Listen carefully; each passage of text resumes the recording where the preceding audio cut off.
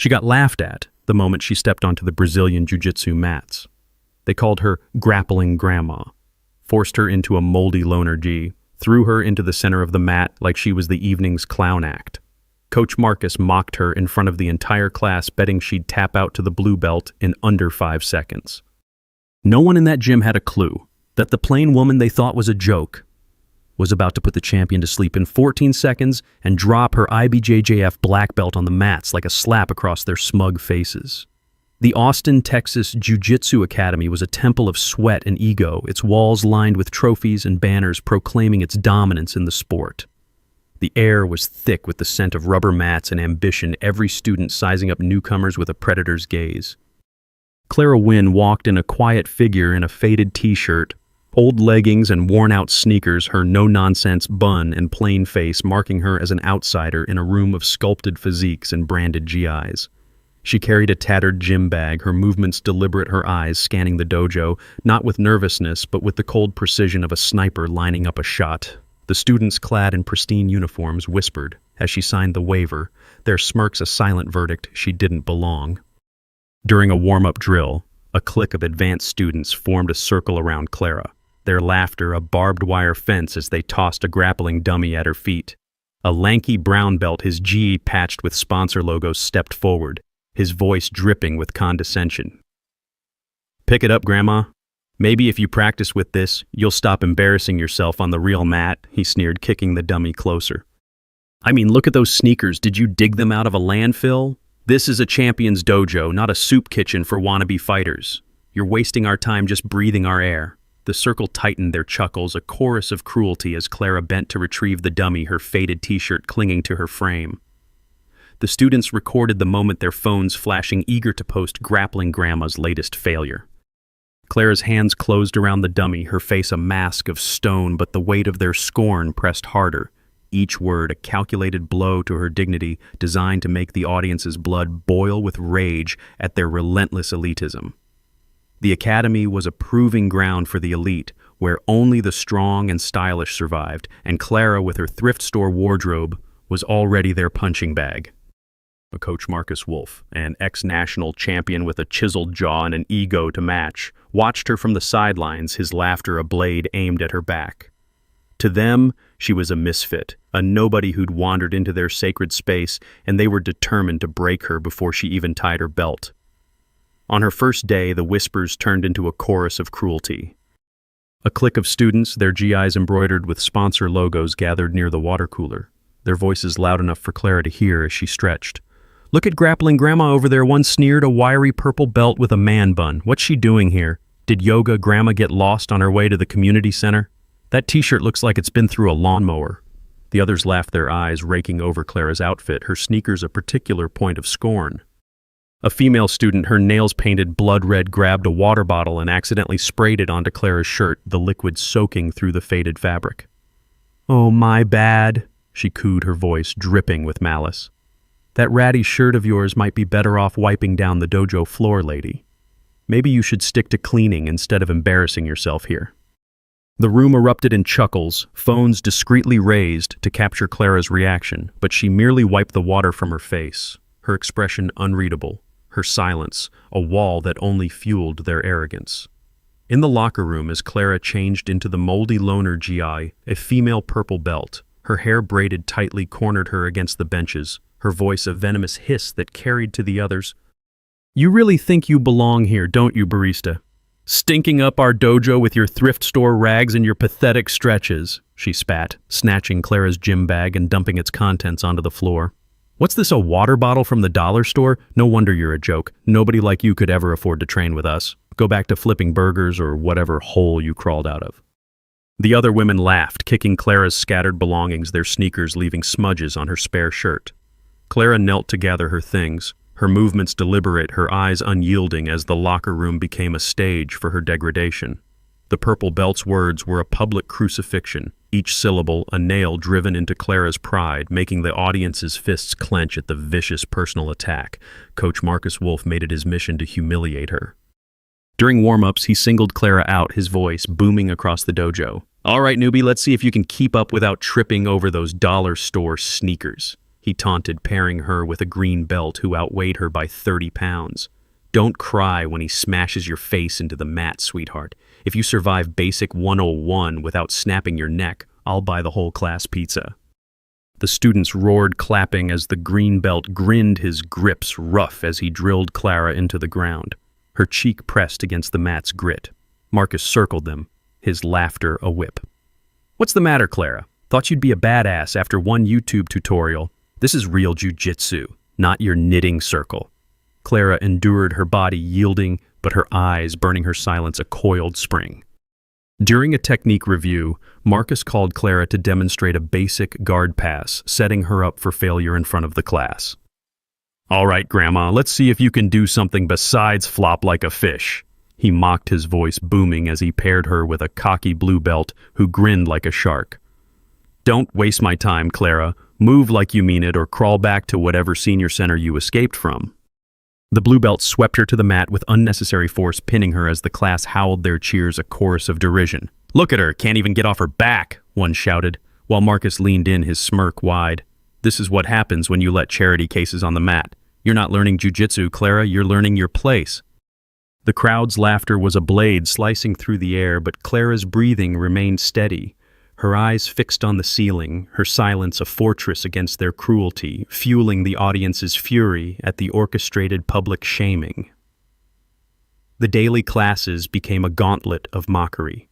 A brown belt, his GI adorned with patches, took to calling Clara the barista during drills, his voice carrying over the grunts of training. Hey barista, you here to serve us coffee or just to get your ass handed to you? He jeered, demonstrating a choke on her with unnecessary force, his elbow digging into her throat. Maybe you should stick to making lattes. This mat's no place for someone who looks like she shops at a flea market.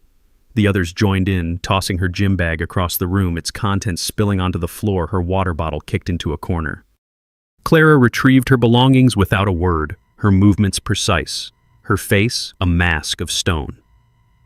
At a water break, a group of students surrounded Clara as she sipped from her bottle, their leader, a muscular green belt with a tribal tattoo, snatching it from her hand. What's this, Grandma? You drinking ditch water to match your outfit? He jeered, pouring the contents onto the mat as the others laughed. You don't belong here, lady. Your sneakers are an insult to this dojo, and your face is an insult to our eyes. Why don't you spare us the embarrassment and quit? Nobody wants to roll with someone who looks like they're auditioning for a homeless shelter. The group closed in their phones, recording their taunts, a relentless barrage as the water pooled at Clara's feet. She stood motionless, her bottle empty, her face impassive, but the weight of their words was a physical force, each insult a calculated strike to erase her presence. The audience's rage peaked at the brazen public theft, their hearts pounding for Clara to strike back. Public Sparring Night was their grand stage, a weekly event where the Academy's best showed off for a crowd of students, alumni, and local fight fans. Marcus, his ego inflamed by the audience, decided Clara would be the evening's entertainment. He forced her into a moldy, stained loner guy, its fabric reeking of old sweat, and tossed her onto the mat like a sacrificial lamb. Ladies and gentlemen, let's give a warm welcome to our newest white belt, Clara, he announced, his voice dripping with sarcasm. She thinks she's learned chokes in 3 lessons, so we're pitting her against our 80-kilo blue belt beast, Tommy the Tank Larson. I bet she taps out in 5 seconds flat. The crowd roared, phones raised their flashes, a constellation of cruelty. Tommy, a hulking figure with a shaved head, cracked his knuckles, grinning as he sized up Clara's slight frame. What's this? Did the cupcake shop send their barista to fight night by mistake? He bellowed, the crowd's laughter a tidal wave. Clara stood motionless, her eyes locked on the mat, her silence louder than their taunts, her stillness a promise they were too blind to see. The insults didn't stop as Clara prepared. A female student, her GI pristine, leaned in as Clara tied the loner belt, her voice a venomous whisper. You're embarrassing yourself, Grandma. That G's been through more fights than you'll ever survive. Why don't you quit now and save us the trouble of mopping you off the mat? The others chimed in, tossing mock bets. $10, she cries. 5, she doesn't last a round. Marcus egged them on his arms, crossed, his smirk wide. Come on, Clara, show us what you've got, or are you just here to waste our time? This is a real dojo, not a charity for wannabes. The crowd's energy was electric, their anticipation of Clara's humiliation a palpable force. Clara adjusted the GI, its stench clinging to her, and stepped to the mat's center, her movements deliberate, her face betraying no fear. During a mock tournament for beginners, Marcus forced Clara to compete against a towering white belt, hyping the match as Grandma's last stand. "All right, folks, let's see if Clara can survive 10 seconds without crying for her knitting needles," he bellowed, the crowd roaring as the white belt cracked his neck, his grin predatory.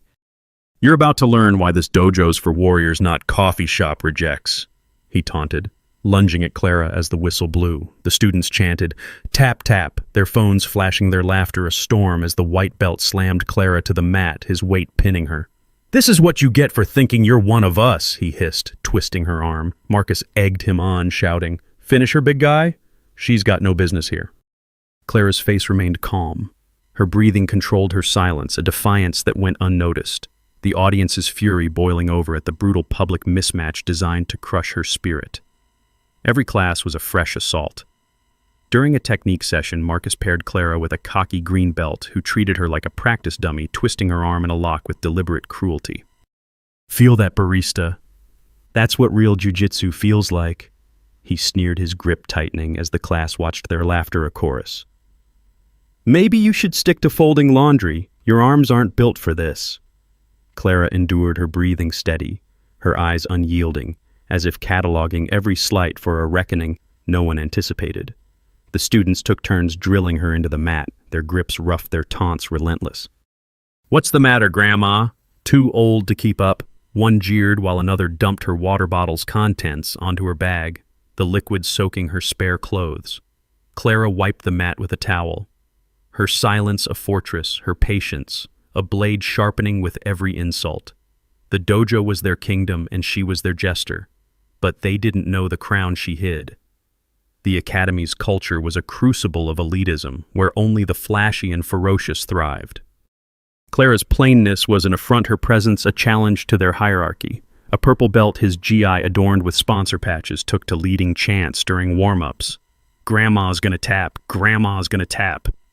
The others joined in their voices, a mocking rhythm as Clara ran laps, her sneakers squeaking against the polished floor. Marcus encouraged it, his laughter booming. "Keep up, Clara, or we'll send you back to the senior center where you belong," he shouted, tossing a medicine ball at her with enough force to stagger her. The class cheered, their phones recording her struggle, their memes spreading beyond the dojo to local fight forums. Clara caught the ball, her grip steady, her eyes burning with a fire no one noticed, her silence a ticking bomb they were too smug to hear. Sparring night loomed like a public execution, the dojo packed with spectators eager for blood. Marcus, reveling in the spotlight, made Clara the main event, his voice a carnival barker's as he hyped the mismatch. "Tonight we've got a special treat, our white belt wonder. Clara taking on Tommy the Tank Larson, the blue belt who's been smashing opponents all season," he crowed, the crowd's laughter a roar. "Let's see if she can last longer than a commercial break." Tommy strutted to the mat, his muscles flexing, his grin a promise of pain. The students shoved Clara forward, their hands rough, their taunts a chorus. "Tap out, Grandma, go back to baking cookies." Clara adjusted the moldy gi, its stench a final insult, and bowed to Tommy, her movements precise, her face a mask of calm. The crowd saw a victim, the mat saw a predator, and the clock was about to start. The tension in the dojo was suffocating the air, thick with the crowd's anticipation of Clara's defeat. Marcus stood at the mat's edge, his arms crossed, his smirk a challenge. "You're about to learn what happens when you step into a real fighter's world, sweetheart," he said, his voice carrying over the crowd's jeers. "Tommy's gonna send you back to whatever hole you crawled out of, and we'll all have a good laugh." The students chanted Tommy's name, their phones raised their flashes, a barrage of light. Clara stood opposite Tommy, her slight frame dwarfed by his bulk, her white belt, a symbol of her supposed inexperience. The crowd's energy was a living thing feeding on her apparent weakness, their laughter a blade aimed at her heart. But Clara's eyes were steady, her breathing slow, her silence a storm gathering strength invisible to the fools who thought they'd already won. The referee, a grizzled black belt, raised his hand, his voice cutting through the noise. "Start!" The crowd surged forward, their cheers a tidal wave as Tommy lunged, his hands reaching for Clara's collar. 14 seconds. That's all it took. Clara baited him with a textbook cross-collar grip, her fingers precise, her stance unshakable. She feinted a guard pull, drawing Tommy's weight forward, then switched to a loop, choke her elbow slamming into his carotid artery with surgical force. The crowd's cheers choked into silence as Tommy's eyes rolled back, his body slumping to the mat unconscious before he could tap. The dojo went dead silent, the phones dropping, the flashes fading, the air heavy with shock. Clara rose, her breathing steady, her face unreadable, as if she'd merely swatted a fly. The silence was deafening, the crowd frozen, their eyes locked on Clara as she calmly stripped off the white belt, letting it fall to the mat like a discarded lie. She reached into her tattered gym bag and pulled out a pristine black belt, its gold embroidery glinting under the dojo's lights. Clara Wynn, IBJJF certified black belt. The crowd gasped their whispers, a tide of disbelief, as she tied it around her waist, her movements deliberate, her smile soft but razor sharp. "Yeah, I learned chokes, but that was 10 years ago," she said, her voice quiet but resonant, each word a blade. "Former Pan American Jiu-Jitsu women's champion. I just came to see how embarrassingly bad your class really was." The room recoiled, Marcus's jaw dropping, his bravado shattered. As Clara tied her black belt, she faced the crowd, her voice a quiet thunder that silenced their whispers. "Your technique is sloppy, your egos are bloated, and your dojo is a disgrace to jiu-jitsu," she said, her eyes sweeping the room, each word a hammer striking their pride. She stepped to a practice dummy, executing a flawless guillotine choke in one fluid motion, her movements a blur of precision that left the students gaping. This is what a real choke looks like, not the playground bullying you call training. The crowd's phones, once mocking, now recorded her mastery, their flashes a tribute to her skill. Marcus's face drained of color, his championship credentials mocked by her effortless display. The referee whispered to a student, "She's a legend," his words spreading like wildfire. Clara's talent was a terror, her black belt, a blade that carved through their arrogance, the audience screaming with delight as the dojo's elite cowered before her prowess. Clara turned to Marcus, her gaze ice-cold, her voice a verdict. "You call this a dojo? I've seen better technique in a strip mall fitness class," she said, her words slicing through the silence. "You're not a coach, you're a bully with a whistle, and your students are just parrots of your arrogance. I could have tapped every one of them blindfolded." Marcus stammered, his face red, but Clara's presence commanded the room, her black belt a crown that silenced his protests. The crowd parted as she stepped off the mat, their eyes averted, their confidence crushed under the weight of her revelation.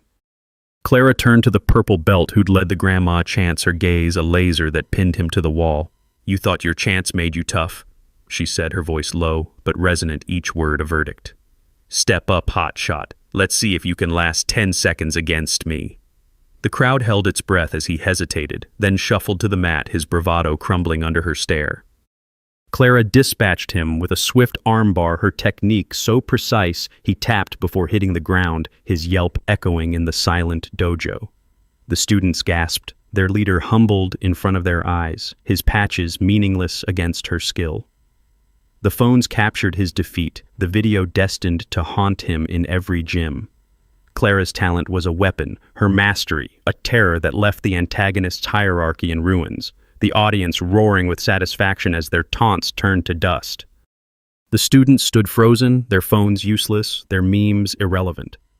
A female student, the one who'd sprayed water on Clara's shirt, dropped her bottle, her face pale as she realized the woman she'd mocked was a legend.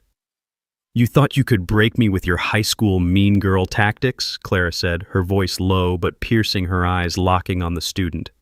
"I've faced world champions who hit harder than your words, and I choked them out too." The student shrank back, her bravado gone, her status in the dojo nullified. Before leaving, Clara addressed the female student who dumped her bag in the locker room, her voice a chilling calm that froze the room.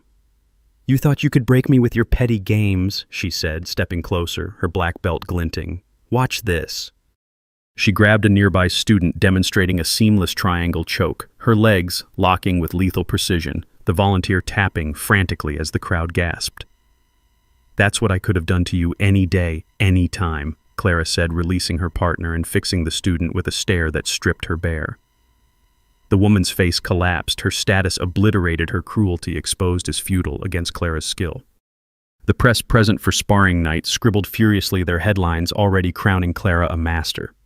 Her talent was a nightmare for the antagonists, a public spectacle that left them trembling, the audience's satisfaction soaring as justice was served on the mat. Marcus tried to salvage his pride, stepping forward with a forced laugh. All right, let's not get carried away," he said, his voice trembling.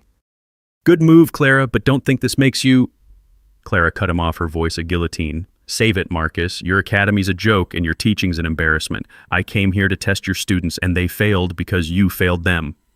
She gestured to the mat where Tommy still lay groggy and defeated. 14 seconds. That's what your beast lasted against a grandma. Maybe you should take up yoga. It'd do wonders for your ego. The crowd gasped some stifling laughs as Marcus's face burned. His authority shattered in front of his own students. As Clara slung her gym bag over her shoulder, she paused at the dojo's trophy case, its glass reflecting her black belt's gold embroidery. "These trophies mean nothing when your students can't even tie a proper knot," she said, her voice carrying to the crowd who hung on her every word. She executed a rapid sequence of sweeps and submissions on a volunteer, each move a masterclass that left the students awestruck, their phones now documenting a legend. "I trained with Gracie's best, you're not even in their shadow," she added her words, a death knell for the Academy's pride. Marcus's trophies, once his glory became relics of his failure, his students' faces pale as they realized their coach was a fraud. The press captured every second, their reports spreading Clara's dominance across Texas. Her talent was a terror, her skill, a public execution of the dojo's ego, the audience cheering as the antagonist's legacy crumbled. The fallout was immediate. Clara walked out, her black belt tied tight, her gym bag slung over her shoulder, leaving the dojo in stunned silence. By morning, Austin's fight community was ablaze with the story, the video of her 14-second choke spreading across social media, hashtags like #GhostOfTheMat trending locally. Outside the dojo, as Clara stepped into the Austin night, a group of local fighters drawn by the viral video waited to pay respects, their eyes wide with awe. "You're the ghost of the mat," one said, offering a bow, but Clara waved it off, her voice steady. "I don't need your bows. I need you to train harder, respect better, and never let a dojo become a bully's playground again." She demonstrated a quick wrist lock on a volunteer, her movement so fluid it seemed effortless, the fighters gasping at her precision. The press trailing her broadcast the moment, framing her as Jiu-Jitsu's new moral compass. Marcus and his students, watching from the dojo's windows, saw their world shift, their elitism buried by Clara's skill. Her talent was a beacon, her public lesson a terror that rewrote Austin's fight scene, the audience's hearts pounding with pride as the antagonist's shame went global. The Academy's reputation tanked, its students mocked in other dojos, their elite status a punchline. Marcus's classes emptied, his arrogance exposed as a liability, his name whispered as the coach who'd underestimated a legend. The female student who'd sprayed water quit, her Instagram flooded with comments calling her out. Clara's name echoed in every gym, her plainness now a myth, her black belt a legend. Clara didn't return to the Academy. She didn't need to. Her point was made, her power undeniable. The press dug into her past, uncovering her 5 years undercover after retiring from competition, her Pan-American titles, her training in dojos across Brazil and Japan. They called her the Ghost of the Mat, a title that stuck her plain t-shirt and sneakers, now symbols of her untouchable skill. Other academies sent her invitations begging her to teach, but she declined, her silence as powerful as her chokes. The students who'd mocked her were left to grapple with their shame. Their phones now silent, their memes deleted.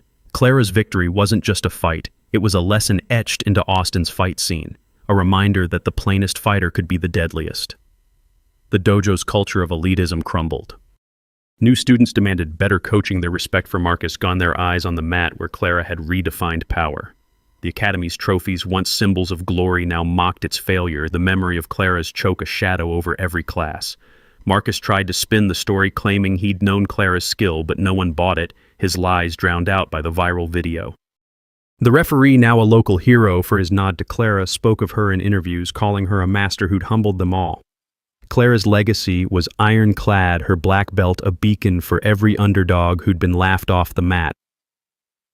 In the weeks that followed, Clara's name became a mantra in Austin's dojos, her story a cautionary tale for every arrogant fighter. The students who'd chanted Grandma were shunned, their reputations tarnished, their belts meaningless in the face of her skill. The Academy's enrollment plummeted, its sponsors pulling out its banners, gathering dust. Clara, meanwhile, was spotted training alone in a park, her black belt tied loose, her movements a dance of precision and power. She didn't need their mats, their GIs, or their approval. She'd come to test them, and they'd failed, their arrogance choked out in 14 seconds. The ghost of the mat had no need for their world, she'd already conquered it. She didn't scream, she didn't beg. She made them tap to their own arrogance and left them gasping for air on the cold dojo mats. Like, share, and comment your favorite cold-blooded comeback story. And subscribe for more tales where the plain woman tears down the world they tried to keep her out of.